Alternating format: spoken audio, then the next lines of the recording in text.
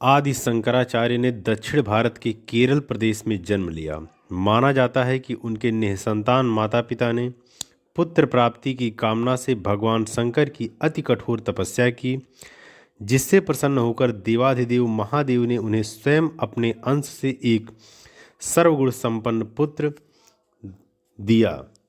लेकिन शिव जी ने यह भी कहा कि यह बालक सनातन संस्कृति का पुनरुद्धार करके अल्पकाल में शिवलोक लौट जाएगा।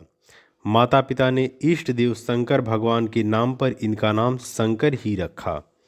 बालक शंकर महान विभूति बनेंगे, इसके प्रमाण बचपन से ही मिलने लगे थे। 1 वर्ष की अवस्था में वे अपने भाव विचार प्रकट करने लगे। 2 वर्ष की अवस्था में उन्होंने पुराण आदि की कथाएं कंठस्थ कर ली।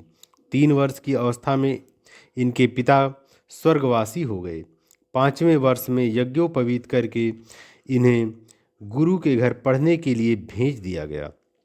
केवल 7 वर्ष की आयु में ही वे वेद वेदांत और वेदांगों का पूर्ण अध्ययन करके घर वापस लौट आए। इनकी असाधारण प्रतिभा देखकर इनके गुरुजन भी दंग रह जाते थे। विद्या अध्ययन समाप्त कर शंकर ने संन्यास लेना चाहा, परंतु माता ने इसकी अनुमति नहीं दी। कहा जाता है कि तब एक घटना घटी। एक दिन जब वह माता के साथ नदी में स्नान कर रहे थे, उन्हें मगरमच्छ ने पकड़ लिया। इस प्रकार पुत्र के प्राण संकट में देखकर माँ के होश उड़ गए।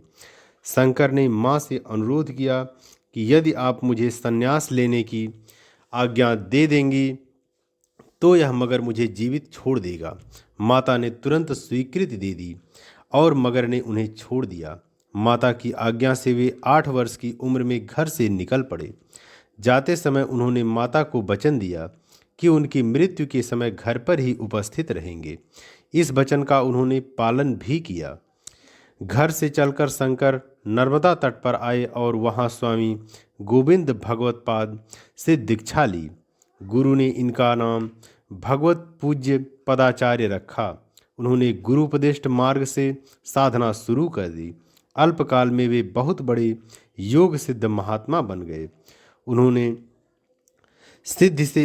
सिद्धि से प्रसन्न होकर गुरु ने उन्हें काशी जाकर वेदांत सूत्र भाष्य लिखने का निर्देश दिया।